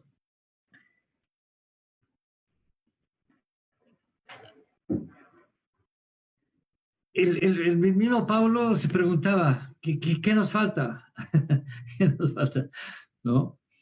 Y la razón por la cual él se preguntaba qué nos falta, él está en prisión durante 2 años. Lo meten en prisión porque el método de alfabetización Paulo Freire es concientización. Y miles es contratado por la Secretaría de Educación de Pernambuco, su lugar natal, para que alfabetice gente. Él fue normalista. Muchos le quieren a fuerza, estos de la nobleza, a fuerza le quieren decir que es licenciado. Yo me ataco de la risa. ¿Quién le pone un título a Paulo Freire? Para empezar. Pero bueno, entonces, él alfabetiza y a mucha gente la mete en ese proceso, miles. Y entonces esos miles campesinos de Pernambuco meten en juicio el gobierno fascista del presidente de esa época. Entonces lo mandan a apresar y lo meten en prisión. Y ahí lo torturan. Todos los jueves lo torturan. El primer torturador se va al año, desaparece, viene otro torturador. Cuando él sale de prisión, sale a la calle y ve al primer torturador. Y su esposa Elsa adelante del primer torturador. Pablo pensó, viene a matarme, pues, porque le decía que era un horrible personaje comunista. Y entonces, bueno, pues atraviesa la calle, abraza a su esposa para ver si no traía un arma el torturador. Y entonces el torturador cae de rodillas y le pide perdón a Pablo. Pablo va, lo levanta y se voltea a ver a Elsa y le dice, ¿con quién vamos a cenar esta noche? Con la familia, dice, con los hijos. ¿Podemos invitar a este hombre? Sí, si tú quieres, invítalo. Se lo llevó a cenar. No le faltaba nada. El problema no es de falta de cosas, o de dinero, o de casa. Es cuánto falta para que sea ser humano. Ahí, en ese acto grandioso de perdón, porque este hombre le ponía el palo de araña, un palo entre las piernas, lo amarraba, lo volteaba, lo insultaba, lo golpeaba, le ponía cables eléctricos en el cuerpo, los testículos. Y un año después lo está perdonando. Y después, poco tiempo después, él se va para Suiza, para Chile, perdón, y después Suiza. No lo ve tanto, pero cuando regresó sí lo vio muchas veces. Entonces, yo creo que la pregunta que agradezco mucho es, si tú aprendiste a ver al hombre, al ser humano, y sus valores, su honor, su caballerosidad, su inteligencia, su amor, su forma generosa, y tú ves que está actuando correctamente, luchando por la libertad, pues no le falta nada. O sea, ¿qué le puede faltar? Nada. Cuando murió Elsa, yo me entero 2 horas después, yo estaba aquí en Cuernavaca, en tu casa, y le hablo por teléfono y le digo, me estoy enterando de algo grave. Y me dice, bueno, Elsa se fue. Y bueno, yo estaba tan conmovido, pues para mí había sido como una mamá allá en el exilio, ¿no? Por años. Y le digo, ¿y ahora qué vas a hacer?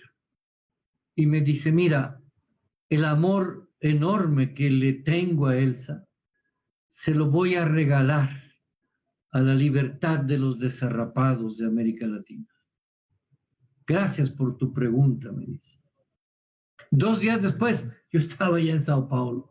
Llevé 2 litros de tequila para empezar a hacer bailar a mi maestro. No le faltaba nada. Como ser humano, nada. Quizás nunca aprendió física cuántica o esas cosas. Pero no. Borrar el mito. Sí, sí, sí, sí, sí. Sí. Recontra que te sí. Hoy, antes de venir acá con ustedes, vinieron acá mis estudiantes, 80 de ellos. Aquí se quitan todas esas cosas y se abrazan. Yo sé que estoy diciendo barbaridades. Y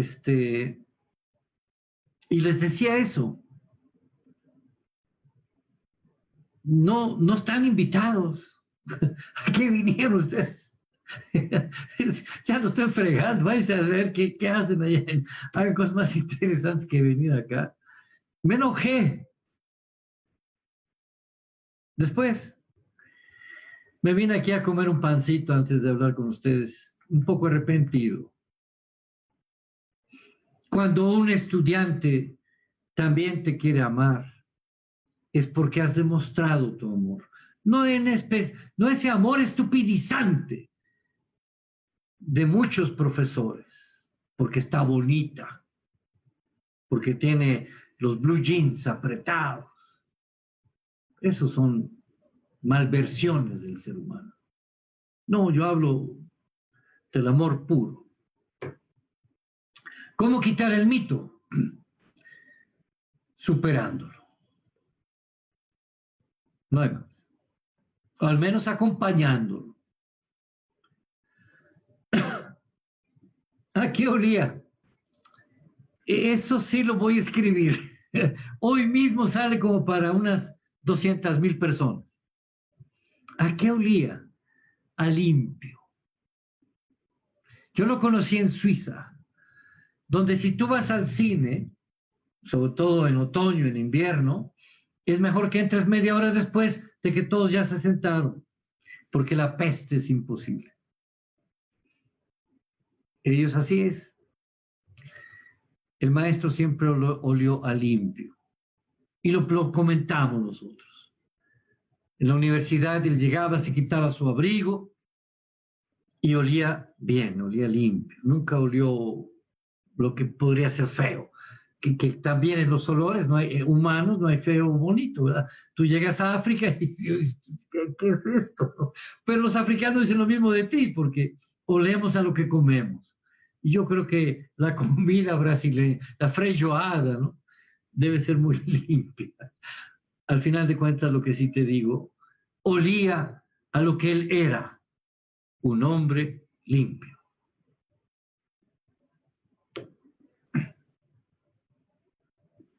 Muchas gracias, y muchas gracias, Arturo, también. Aquí hay una pregunta que nos hacen y quisiera compartirla porque me parece importante para reflexionar.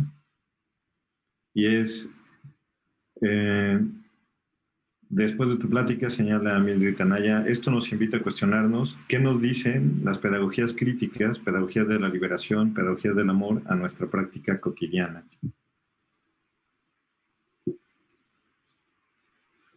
Bueno, pues que tienes que ser crítico y que tienes que amar, va, pues, ¿para qué te vas más lejos? ¿No?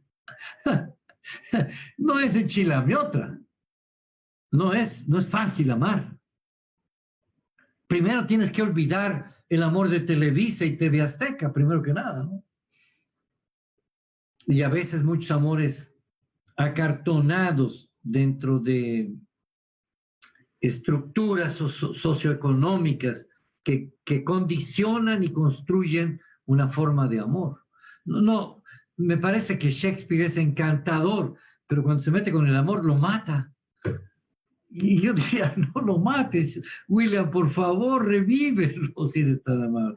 Vuélvete más un mercader de Venecia y deja a Romeo y Julieta de lado, ¿no?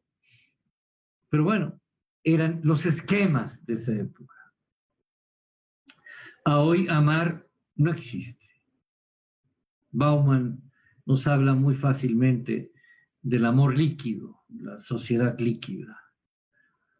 El imperio ha logrado borrar la conciencia del amor. Y entonces imagínate, si pudiésemos facilitar acciones, experiencias, juegos, estudios, de compartir, primero de amar, después de compartir. Para que el amor sea amor, tiene que ser compartido. No es asunto de uno a sí mismo. Se llama egoísmo, ¿no es cierto? O altanería. El amor se entrega, se da. Y al darlo es que lo aprendes. Pero hay miedo a la libertad y hay miedo al amor.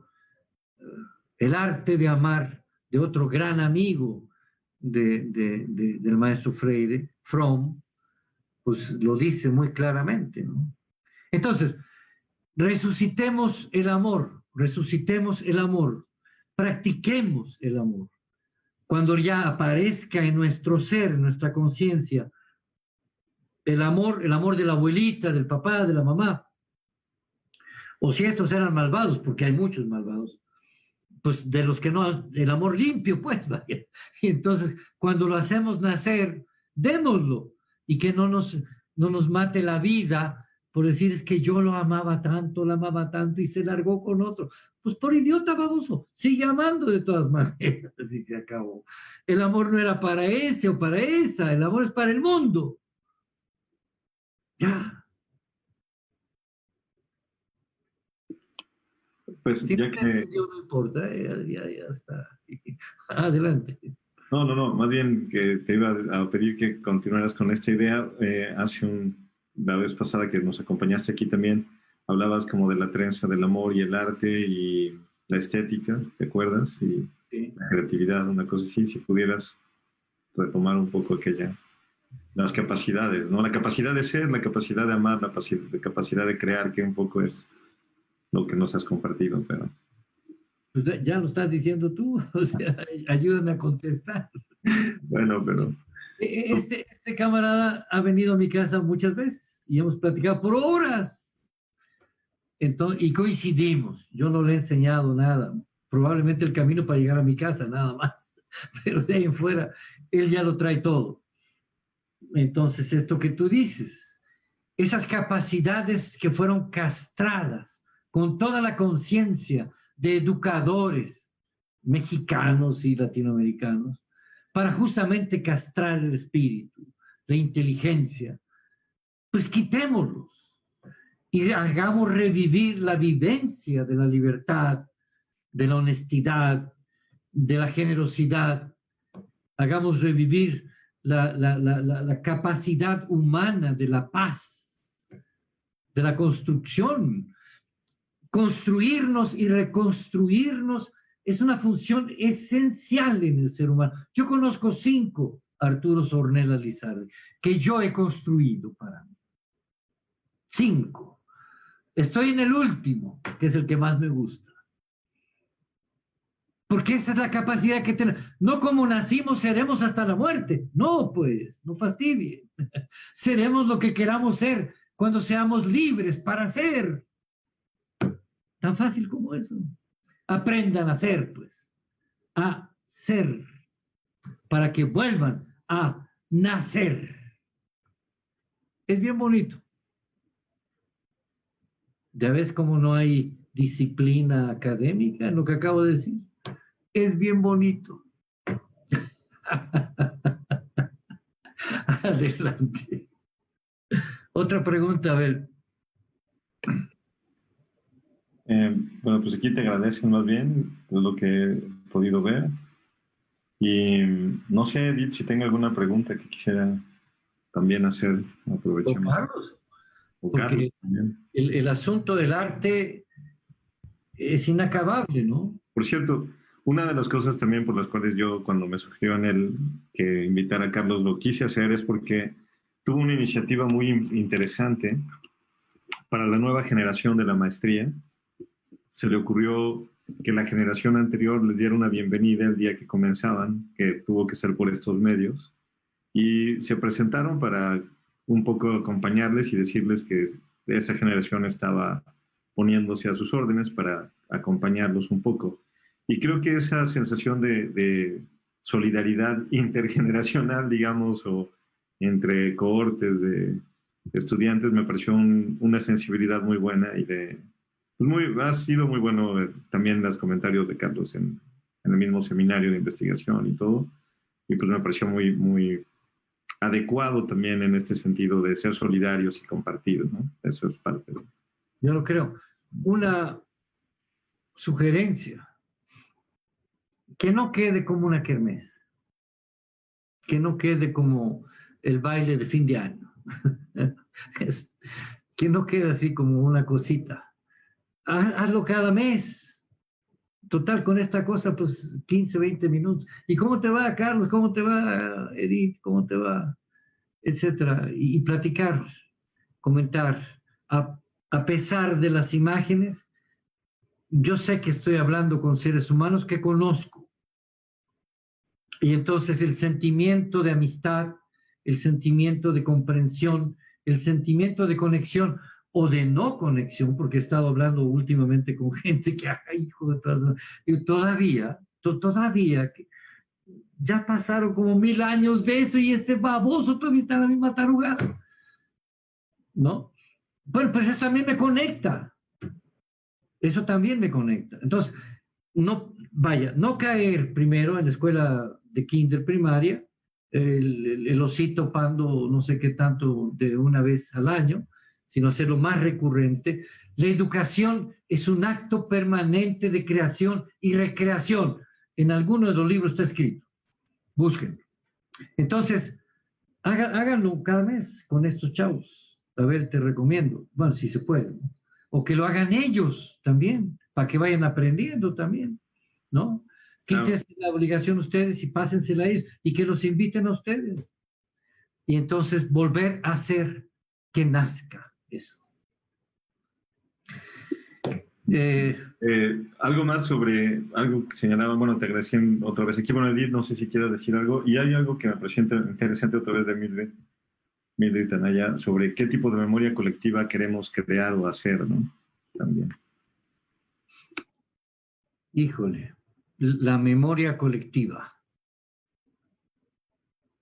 Hay muchos rasgos en los mexicanos de la memoria colectiva. Por ejemplo, la primera vez que te enchilaste con el chile de este camarada aquí. Acá son otros chiles, pero igual pican igual, ¿no? O cuando estuve yo trabajando con los mayas por varios años y que me dieron estos habaneros, ¡ay, híjole, cómo sufría yo! Pero qué delicia, ¿no?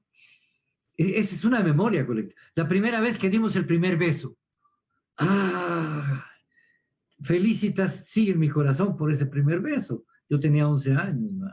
Y no se me puede olvidar. Eso es memoria colectiva. Y cuando platico yo de mi primer beso, todo el mundo dice, ¡ah! O sea, sé que están pensando o sintiendo lo mismo. La memoria colectiva de la primera vez que te dijeron es que eres un idiota y no vales nada. Porque casi todos nos lo dijeron. La memoria colectiva de cuando te tomaste tú la libertad por ti mismo o tú misma, a pesar de que te fue mal, porque alguien después te dio muchos cinturonazos, pero fue tu libertad la que tú usaste. La memoria colectiva de cuando reprobaste por primera vez matemáticas de segundo de secundaria. ¡Qué horror! Y además lo leyeron públicamente, hijo de su madre. O sea, no importa que fuiste un tonto y reprobaste, pero además un baboso. Nada dijiste. En fin, cuando estamos hablando de la memoria colectiva, estamos hablando de nuestros recuerdos más humanizantes. Eso es la memoria colectiva. Pero también, curiosamente, cuando lo comentas con franceses, me dicen, moi aussi, je fais ça. Yo también me pasó lo mismo. O italianos, o africanos. Y te das cuenta que mucho de la experiencia humana de otras culturas, de otros continentes, es la misma. No somos tan diferentes. Por eso es colectivo y también por eso es memoria. Cuando la recuperemos, vamos a ser poderosos. Por eso nos tienen miedo y por eso nos están matando. Por eso. Gabriel, despierta. No, aquí estoy, no me he dormido. Sigo reflexionando sobre esto y sobre justamente el tema que has vivido y has tenido la oportunidad de compartir en tantas partes y que te has dado también la posibilidad de conocer otras maneras de expresar cosas, ¿no? O sea, aprender y hablar francés, inglés, portugués, como para poder enriquecer tu mundo por los mundos que has transitado, ¿no? Y recuperar, recolectar la esperanza de la humanidad. Creo que en ese caminar también que has tenido, creo que es lo que más podemos compartir hoy. Bueno, compartes hoy.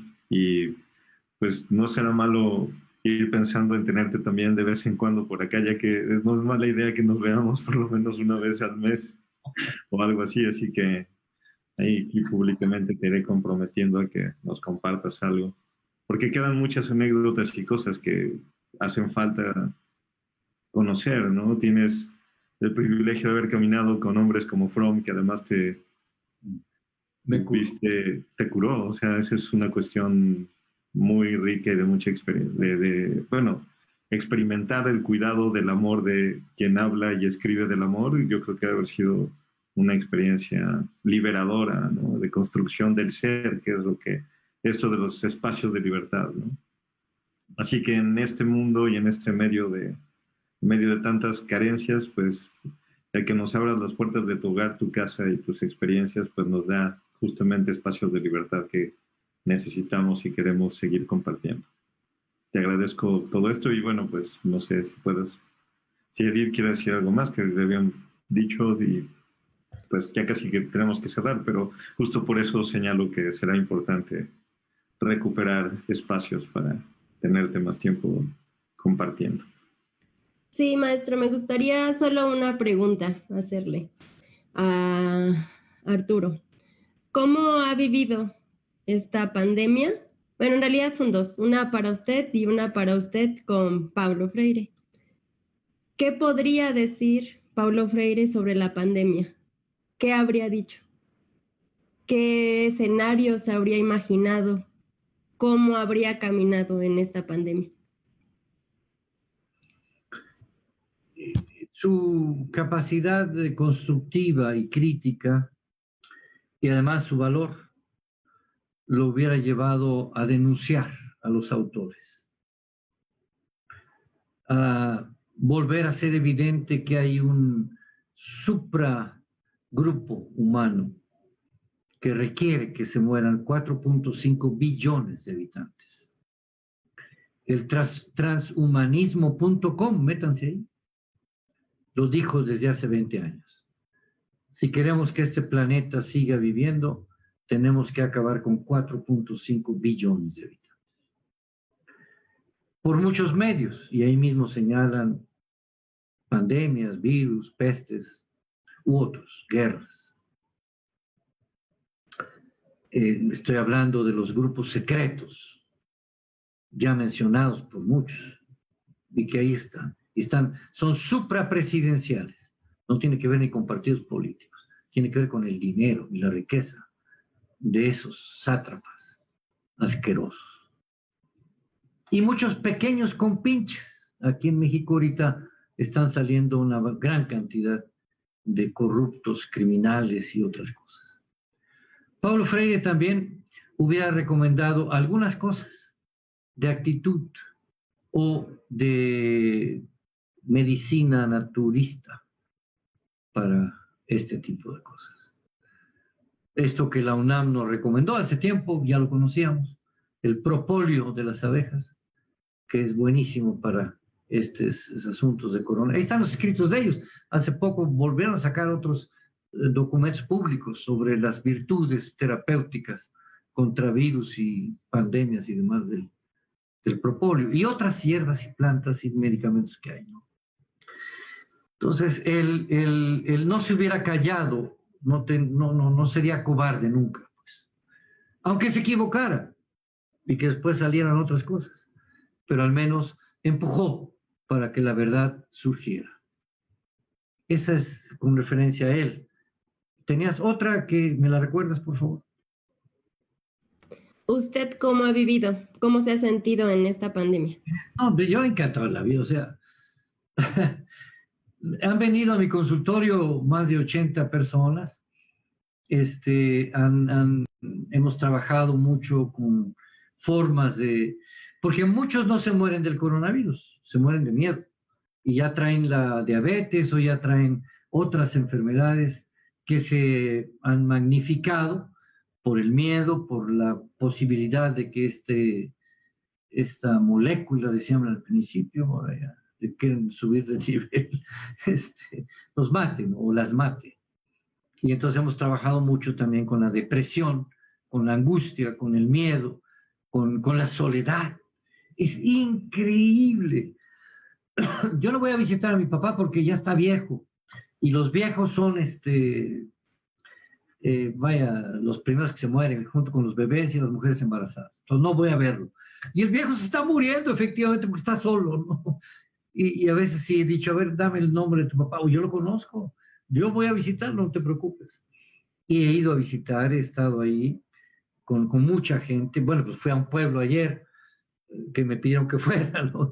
Y ahí platicamos como con 200 gente. Nos acordamos de muchas cosas, cantamos, reímos, bailamos. Estuve con una parvada de escuincles chiquitos, ya nietos o hijos de aquellos con quienes trabajé en Tepoztlán. He recibido mucha gente, se acaban de ir de aquí de mi casa, pobremente, ¿verdad? Unas 18 personas que estaban muy mal y que han entrado al temazcal y han entrado a masaje y han entrado a otras cosas. Masaje sobre sábana, para no tener contacto directo. En fin, bien. Es el mejor cansancio, el cansancio amoroso. Otro que no se murió, qué bueno.